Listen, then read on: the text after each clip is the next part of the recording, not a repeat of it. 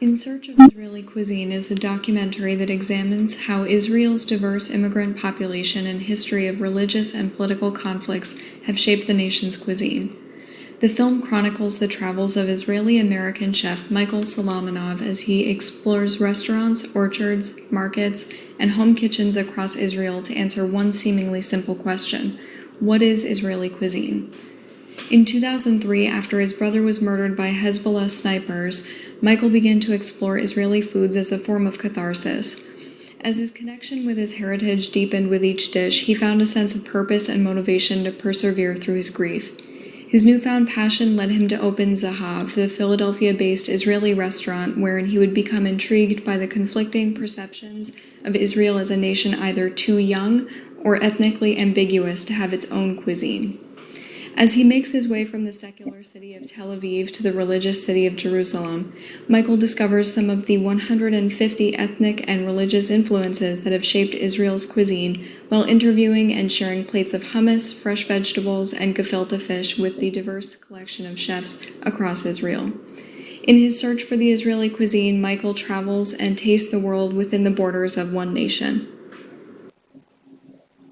Though this film is undeniably centered around the preparation of Israeli dishes, it is hardly a cooking show. Instead, it uses food as a companion guide for understanding the political and religious events which have shaped Israel into a cultural melting pot. As an example, consider the arrival in Israel of Ashkenazi Jews from war-torn Europe. As reporter Jana Gur explains, many Ashkenazi Jewish families were eager to shed the weight of what had become a painful identity and assimilate with the Israeli population, and to that end, the Ashkenazi way of life, including its cuisine, was largely abandoned. Those who did wish to preserve their Ashkenazi identity were hindered by the lack of access to traditional or familiar ingredients, which made producing high-quality traditional meals a near impossibility. This inspired the substitution of Ashkenazi ingredients for Sephardic spices, and thus emerged a hybrid cuisine. Food is also present throughout this film in the form of metaphors. One such example is the comparison by Jewish journalist Gil Havav of the prickly pear fruit to the sweetness and brutality present within Israeli culture. He explains, "From the outside it can kill you because it has these thorns, but on the inside it's colorful and sweet." Other metaphors remain unspoken but are powerful all the same, such as the way in which the tremendous diversity in ingredients and recipes represents a similarly diverse population. Furthermore, shared family meals and the nostalgic recollection of traditional recipes establish and support the film's theme, tone, and setting. Culture is the manifestation of the learned beliefs and values shared by individuals within a given group, visibly expressed through characteristics such as behaviors, languages, art, and cuisine. Through the lens of food, Israeli culture, and particularly the shrinking disparity between interpersonal and national culture, is extensively examined throughout this film. Eating behaviors can be reflective of broader aspects of the culture within which they occur. According to Robin Fox in Food and Eating, you identify yourself with others by eating the same things in the same way. During Michael's interview with journalist Jana Gur, she examines Israeli salad. She states, "It's actually Middle Eastern salad, but what makes it Israeli is the way we use it. We may have learned it from our neighbors, but they don't have salad for breakfast, and we do." The establishment of nationally shared food behaviors unique from those that arrived with each immigrant group signals the beginning of the homogenization of an Israeli culture. This principle extends beyond the consumption of food to its preparation.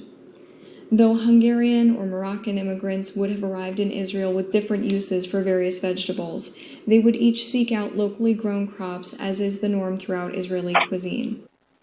By participating in the Israeli culture of purchasing vegetables and spices at the market and catching your own fish, these dishes are transformed from Hungarian or Moroccan recipes into Israeli dishes.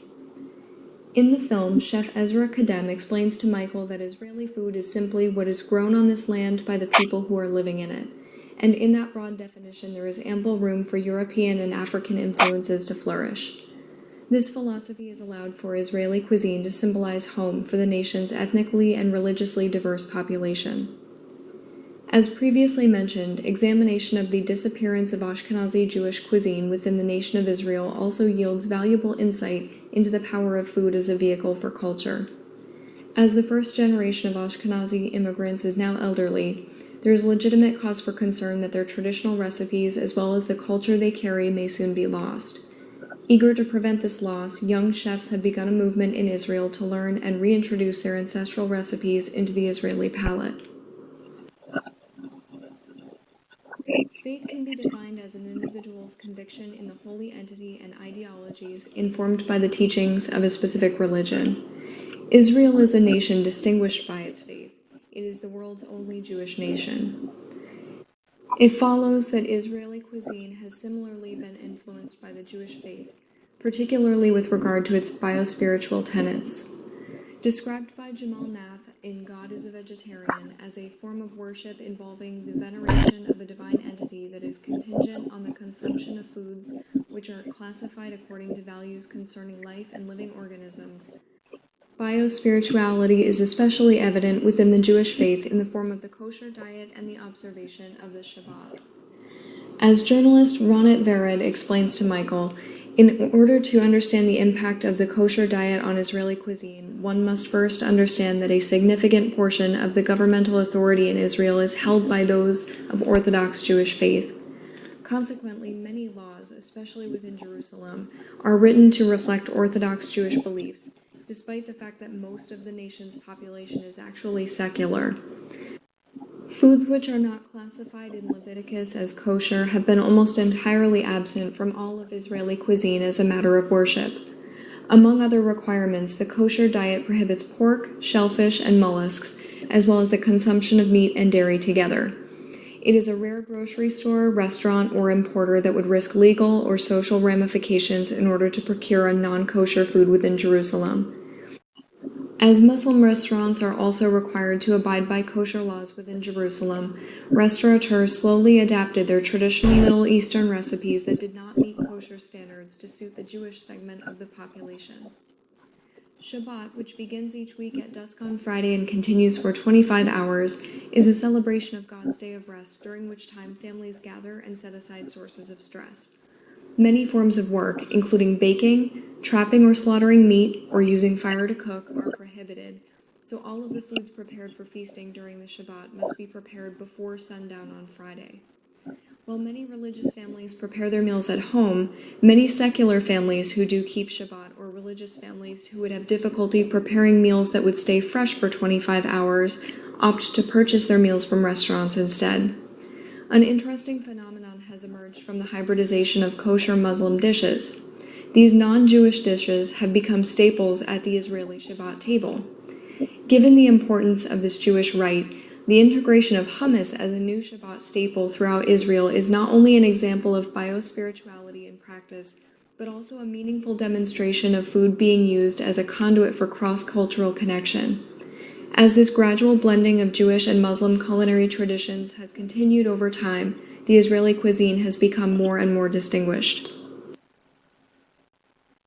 In Search of Israeli Cuisine is truly an exquisite film, and the innumerable ways in which the themes of culture, faith, ethnicity, and identity are woven into Michael's exploration of Israeli cuisine poses it to serve perfectly as a capstone for this course. If critiqued solely for its visual aesthetic, the parade of colorful and mouth-watering dishes would earn it high marks. Its use of food as an interactive compass and history book would be of interest to any student of food, culture, geography, or world events. Though not explored in this presentation, the film also provides an in-depth look at how food can establish connections and community during periods of intense political and national conflict. Conversely, it provides a valuable reminder that food behaviors can violate connections through consideration of the history of wine production and prohibition within Israel during alternating periods of Jewish and Muslim cultural influence. A brief peripheral discussion of the power of home cooking and the burgeoning anti-industrialization of Israeli cuisine draws an unexpected parallel to the locavore movement in Vermont. Perhaps most importantly, though, is the way the film presents the nation of Israel as more than any one religious or ethnic group, but as a complex yet relatable country with a cuisine as diverse and unique as its people.